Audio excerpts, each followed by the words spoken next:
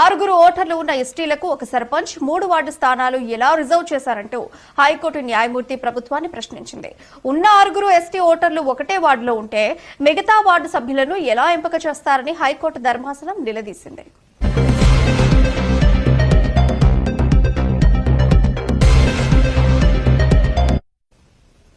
ఈ గ్రామంలో 3 ఎస్టీ కుటుంబాలకు చెందిన 7 ఓటర్లుండగా వారికి సర్పంచ్తో పాటు 3 వార్డులు కేటాయించారు. దీంతో రిజర్వేషన్లు మార్చాలని గ్రామానికి చెందిన మిట్టగుడుపుల యాకూబ్, కాసోజు శ్రీకాంతచారి, సిలివేరు లింగయ్య, పోలు నాగయ్య, విజయ్, వెంకటమల్లు తదితరులు నిన్న హైకోర్టును ఆశ్రయించారు.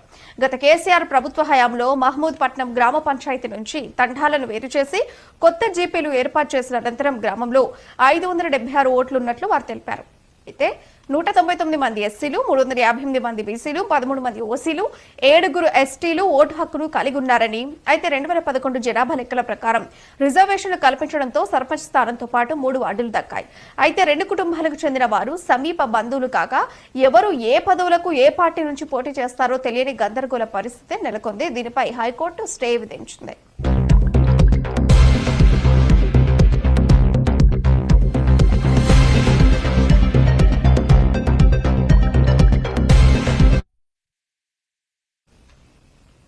రాష్ట్రంలో సర్పంచ్ ఎన్నికల నామినేషన్ల ప్రక్రియ మొదలైంది. తొలి విడత ఎన్నికలకు ఇవాల్టి నుంచి నామినేషన్ల ప్రక్రియ మొదలైంది. ఇవాల్టి నుంచి ఈ నెల 29వ తేదీ సాయంత్రం 5 గంటల వరకు నామినేషన్లు స్వీకరించనున్నారు.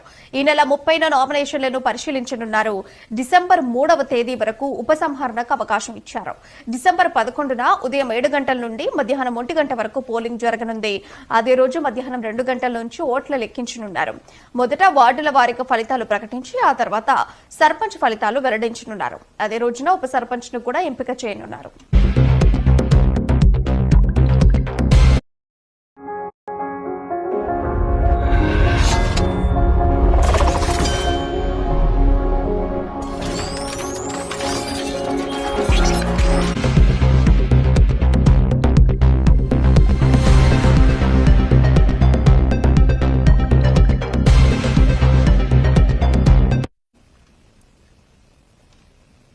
రాష్ట్ర పార్లమెంట్ సభ్యులతో డిప్యూటీ సీఎం బట్టి విక్రమార్క భేటీ అయ్యారు. ఇవాళ ప్రజాభవన్ లో ఎంపీలతో కలిసి ఆయన కీలక సమావేశం నిర్వహించారు. ఈ సందర్భంగా పార్లమెంట్ లో ప్రస్తావించాల్సిన అంశాలు, వ్యూహంపై డిప్యూటీ సీఎం చర్చించారు. 12 శాఖలకు సంబంధించిన 47 అంశాలను అధికారులు పవర్ పాయింట్ ప్రెజెంటేషన్ ద్వారా వివరించారు. ఈ భేటీకి కాంగ్రెస్ ఎంపీలు మల్లు రవి, బలరాం నాయక్, కడియం కావ్య తదితరులు, బీజేపీ ఎంపీలు రఘునందన్ రావు, నగేష్, సిఎస్ రామకృష్ణారావు హాజరయ్యారు. ఈ సందర్భంగా బట్టి విక్రమార్క మాట్లాడుతూ రాష్ట్ర ప్రయోజనాల కోసం పార్లమెంటు సమావేశాల సమయంలో అన్ని పార్టీల ఎంపీలకు అవసరమైన సమాచారాన్ని తక్షణం అందించేందుకు ఢిల్లీలో ప్రత్యేక విభాగాన్ని ఏర్పాటు చేశామని అన్నారు.